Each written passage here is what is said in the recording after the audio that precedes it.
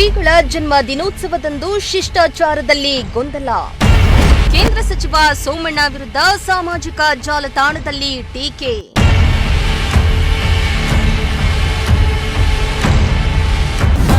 ಸಚಿವ ಸೋಮಣ್ಣ ವಿರುದ್ಧ ಪೋಸ್ಟ್ ಹಾಕಿದವರ ಮೇಲೆ ದೂರು. ಸೋಮಣ್ಣರದ್ದು ಯಾವುದೇ ತಪ್ಪಿಲ್ಲ ಎಂದ ಸಿದ್ದಲಿಂಗ ಶ್ರೀಗಳು.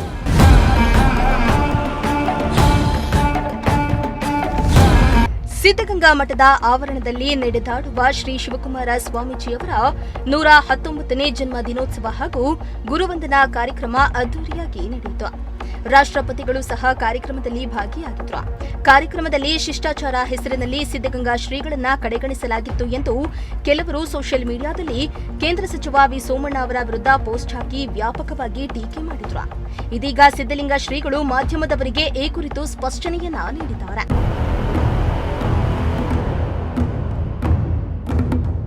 ಇನ್ನು ಈ ಕುರಿತು ಮಾತನಾಡಿದ ಸಿದ್ದಲಿಂಗ ಶ್ರೀಗಳು, ಈ ವಿಚಾರದಲ್ಲಿ ಕೇಂದ್ರ ಸಚಿವ ವಿ ಸೋಮಣ್ಣ ಅವರದ್ದು ಯಾವುದೇ ತಪ್ಪಿಲ್ಲ. ಕಾರ್ಯಕ್ರಮದಲ್ಲಿ ಶಿಷ್ಟಾಚಾರ ಉಲ್ಲಂಘನೆಯಾಗಿಲ್ಲ. ಬದಲಿಗೆ ನಾವು ಕಳಿಸಿದ ಆಸನ ಪಟ್ಟಿಯನ್ನ ಅಧಿಕಾರಿಗಳು ಅಲಂಕರಿಸಿದ ಹಿನ್ನೆಲೆಯಲ್ಲಿ ಗೊಂದಲ ಉಂಟಾಯಿತು ಎಂದು ಸ್ಪಷ್ಟನೆಯನ್ನ ನೀಡಿದ್ದಾರೆ. ಆಸನದ ವ್ಯವಸ್ಥೆ ಬಗ್ಗೆ ದೆಹಲಿಯಲ್ಲಿ ಸಂಪರ್ಕ ಸಾಧಿಸಲು ಪ್ರಯತ್ನಿಸಲಾಗಿದ್ದು, ಕೇಂದ್ರ ಸಚಿವರಾದ ಪ್ರಹ್ಲಾದ್ ಜೋಶಿ ಮತ್ತು ವಿ ಸೋಮಣ್ಣ ಅವರು ಸಾಕಷ್ಟು ಪ್ರಯತ್ನ ಪಟ್ಟರು. ರಾಷ್ಟ್ರಪತಿ ಭವನದ ಅಧಿಕಾರಿಗಳು ಸಮರ್ಪಕವಾಗಿ ಸ್ಪಂದಿಸಲಿಲ್ಲ. ಬಳಿಕ ಬೆಂಗಳೂರಿಗೆ ಬಂದ ನಂತರವೂ ಸಮಸ್ಯೆ ಬಗೆಹರಲಿಲ್ಲ. ರಾಜ್ಯಪಾಲರ ಗಮನಕ್ಕೆ ತರುವ ಮೂಲಕ ರಾತ್ರಿ 11 ಗಂಟೆಯವರೆಗೂ ಪ್ರಯತ್ನ ನಡೆದರೂ ಫಲಿತಾಂಶ ಸಿಕ್ಕಿಲ್ಲ ಎಂದು ಸಿದ್ದಲಿಂಗ ಶ್ರೀಗಳು ತಿಳಿಸಿದ್ದಾರೆ. ಮೊದಲು ಅದು 4-5 ದಿವಸದಿಂದಲೂ ಪಾಪ ಪ್ರಯತ್ನ ನಡೀತಾನೆ ಇತ್ತು. ದೆಹಲಿ ಮಟ್ಟದಲ್ಲಿಯೇ ಕೂಡ ಜೋಶಿಯವರು ಸೋಮಣ್ಣವರೆಲ್ಲ ಕುಳಿತು ಬಹಳಷ್ಟು ಪ್ರಯತ್ನ ಪಟ್ಟರು. ಅವ್ರು ರೆಸ್ಪಾಂಡ್ ಮಾಡ್ತಿರಲಿಲ್ಲ. ನಾವು ಇಲ್ಲಿಂದನೂ ಬಹಳಷ್ಟು ಪ್ರಯತ್ನ ಪಟ್ವಿ. ಆ ಬಗ್ಗೆ ರೆಸ್ಪಾಂಡ್ ಹೊರಟಿದ್ವಿ, ಬಿಹಾರ ಕೊಟ್ಟಿದ್ವಿ, ಹೀಗೆ ಮಾತಾಡಲ್ಲ ಅಂತ ಹೇಳಿ ಭಾಳ ಇದು ಮಾಡ್ತಿದ್ರು. ನಮ್ಮ ರಾಷ್ಟ್ರಪತಿಗಳ ಭವನದ ಅಧಿಕಾರಿಗಳು, ರಾಷ್ಟ್ರಪತಿಗಳ ಅಧಿಕಾರಿಗಳಷ್ಟೇ, ಅದರದ್ದೇನಿಲ್ಲ. ಅದರಿಗೆ ಎರಡನೇ ಮಾತೇ ಇಲ್ಲ ಅದರೊಳಗೆ. ಆಮೇಲೆ ಅವರು ಬೆಂಗಳೂರಿಗೆ ಬಂದಮೇಲೆ ಮಾತಾಡ್ತೀವಿ ಅಂದರು. ಬೆಂಗಳೂರು ಬಂದಾಗಲೂ ರೆಸ್ಪಾಂಡ್ ಮಾಡಿಲ್ಲ.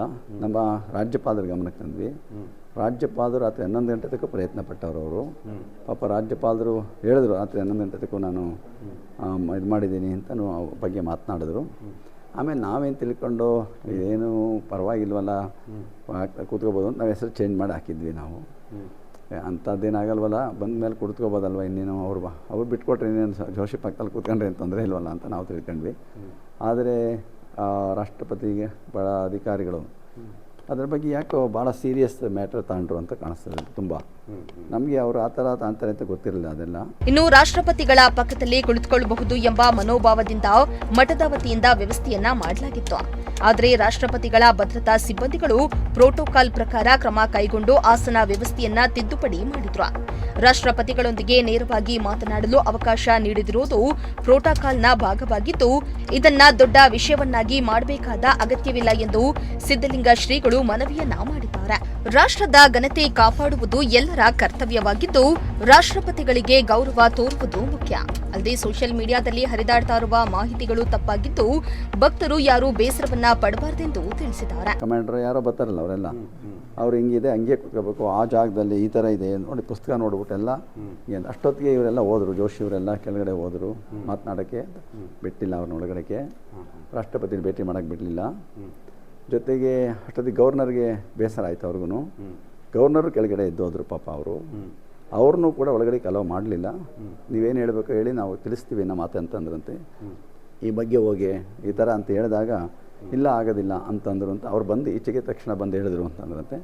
ಆಯ್ತು ಬಿಡಿ ಅಂತ ಅಂದ್ಬಿಟ್ಟು ಆಮೇಲೆ ನಾವು ಅದಕ್ಕೆ ನಾವು ರಾಷ್ಟ್ರಪತಿ ಬಂದಾಗ ನಾವು ಭಾಳ ಗೌರವವಾಗಿ ನಡ್ಕೊಳ್ಬೇಕಾದ್ರೆ ನಮ್ಮ ಕರ್ತವ್ಯ. ಇದರದ್ದು ಯಾರು ಲೋಪ ಇಲ್ಲ.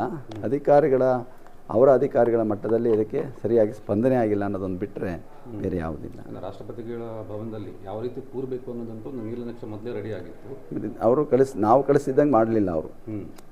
ನಾವು ಕಳಿಸ್ಕೊಟ್ಟಿದ್ವಿ, 2 ಸಾರಿ ಕಳಿಸ್ಕೊಟ್ವಿ, ರಿವಿಷನ್ ಮಾಡಿ ಕಳಿಸ್ಕೊಟ್ವಿ. ಅವರು ಅದನ್ನು ಒಪ್ಪಲಿಲ್ಲ. ರಾಷ್ಟ್ರಪತಿ ಪಕ್ಕದಲ್ಲಿ ತಾವು ಕೂರಬೇಕು ಅಂತ ನಾವು ಮಾಡಿ ಕಳಿಸಿದ್ವಿ. ನಾವು ಮಾಡಿ ಕಳಿಸಿದ್ವಿ. ಗವರ್ನರ್ ಪಕ್ಕದಲ್ಲಿ ಸುತ್ತೂರ್ಸೋಣ ಆ ಕಡೆ ಕೂತ್ಕೋಬೇಕು ಅಂತ ಮಾಡಿದ್ವಿ. ಅದನ್ನೆಲ್ಲ ಮಾಡಿ ಕಳಿಸಿದ್ವಿ. 2 ಸತಿ ರಿವೈಸ್ ಮಾಡಿದ್ವಿ. ಮತ್ತು ಅವರು ಅದಕ್ಕೆ ಒಪ್ಪಲಿಲ್ಲ. ಅವರು ಕೊನೆಗೆ ಹಾಕಬೇಕು ಅಂತಂದ್ರೆ ಇಲ್ಲ, ಏನಾನ ಮಾಡಿ ಬದಲಾವಣೆ ಆಗಬೇಕು ಅಂತೇಳಿ ಜೋಶಿಗೂ ಹೇಳಿದ್ವಿ. ಜೋಶಿ ಸೋಮಣ್ಣ ಎಲ್ಲ ಹೋದ್ರಲ್ಲಿ ಅವ್ರಿಗೂ ರೆಸ್ಪಾಂಡ್ ಮಾಡಲಿಲ್ಲ. ಅವರಲ್ಲಿ ಬಹಳ ಪ್ರಯತ್ನ ಪಟ್ಟು ಅವ್ರಿಗೂ ತುಂಬ ಬೇಸರ ಆಗಿತ್ತು ಆಗಲೇ ಅವರಿಗೆ. ಆಮೇಲೆ ಇಲ್ಲಿ ಬಂದಾಗ ಏನಾದರೂ ಆಗ್ಬೋದು ಅನ್ನೋ ಒಂದು ಭರವಸೆ ಇತ್ತು ಅವರಿಗೆ. ಅವರು ಕೆಲವು ಮೊಮೆಂಟ್ ತಕ್ಷಣ ಮಾಡಿದ್ರೆ ಚೇಂಜ್ ಮಾಡ್ಬೋದು ಅವರು. ಆದರೆ ರಾಷ್ಟ್ರಪತಿಗಳ ಗಮನಕ್ಕೆ ಇದು ತಂದಿಲ್ಲ ಅಂತ ನನಗೆ ಅನಿಸ್ತದೆ ಅವರಿಗೆ. ರಾಷ್ಟ್ರಪತಿಗಳ ಗಮನಕ್ಕೆ ಇದು ಬಂದಿಲ್ಲ ಅವರಿಗೆ ಪಾಪ. ಅವರು ರಾಷ್ಟ್ರಪತಿಗಳೇನು ಅಂದರೆ ಅಧಿಕಾರಿ ಏನು ಹೇಳ್ತಾರೋ ಹಂಗೆ ಅವ್ರು ನಡ್ಕೊಳ್ತಾ ಇರೋ ರೀತಿ ನೋಡಿದ್ರೆ ಅವರಷ್ಟೇ ಅವ್ರದ್ದು. ಅದರಿಂದ ಅವರ ಗಮನಕ್ಕೆ ಅದು ಬಂದಿದ್ದರೆ ಅವರು ಅದನ್ನು ಅಲೋ ಮಾಡ್ತಿದ್ರು. ಅವರೇನು ಮಾಡಬೇಕಾಯ್ತು ಮೊದಲೇ ಅವರು ರಾಷ್ಟ್ರಪತಿ ಬಂದ ಮೇಲೆ ಕೂತ್ಬಿಟ್ಟಿದ್ರೆ ಅವಾಗೇನು ಮಾಡೋಕ್ಕಾಗ್ತಿರ್ಲಿಲ್ಲ. ಆದರೆ ಭರತ್ ಮೊದಲೇ ಇದೆಲ್ಲ ನಡೆದಿದ್ದರಿಂದ ಈ ಒಂದು ಇದಾಗಿದೆ. ಇದೇನು ದೊಡ್ಡದೇನಲ್ಲ ಇದು. ಯಾಕೆ ನಾವು ರಾಷ್ಟ್ರದ ಘನತೆ ಗೌರವ ಅವ್ರು ಹೆಚ್ಚಿಸ್ಬೇಕಾಗಿರೋ ನಮ್ಮ ಕರ್ತವ್ಯ. ನಮಗೇನು ಎಲ್ಲಿ ಕೂತರು ಒಂದೇ ಜಾಗ ಒಂದೇ, ಅದೇ ಪಕ್ಕದಲ್ಲಿ ಕೂತೋ ತಕ್ಷಣಕ್ಕೆ ನಮಗೇನು ಕೊಡು ಬರೋದಿಲ್ಲ. ಅಷ್ಟು ದೂರ ಕೂತರು ನಮಗೇನು ಬೇರೆ ಏನಿರೋದಿಲ್ಲ. ಇನ್ನು ಸೋಷಿಯಲ್ ಮೀಡಿಯಾದಲ್ಲಿ ಸಚಿವ ವಿ ಸೋಮಣ್ಣ ವಿರುದ್ಧ ಟೀಕೆಗಳ ಪೋಸ್ಟ್ಗಳು ಹರಿದಾಡ್ತಾ ಇದ್ದು, ತುಮಕೂರು ಮಾಜಿ ನಗರಸಭಾ ಸದಸ್ಯ ಬಸವರಾಜು ಅವರು ಎಸ್ಪಿ ಅವರಿಗೆ ದೂರನ್ನ ಸಲ್ಲಿಸಿದ್ದಾರೆ. ಸಚಿವರ ವಿರುದ್ಧ ಅನಾವಶ್ಯಕವಾಗಿ ತೇಜೋವಧೆ ಮಾಡಲಾಗ್ತಾ ಇದ್ದು, ತಪ್ಪು ಮಾಹಿತಿ ಹಂಚುವವರ ವಿರುದ್ಧ ಕಾನೂನು ಕ್ರಮ ಕೈಗೊಳ್ಳುವಂತೆ ಆಗ್ರಹಿಸಿದ್ದಾರೆ.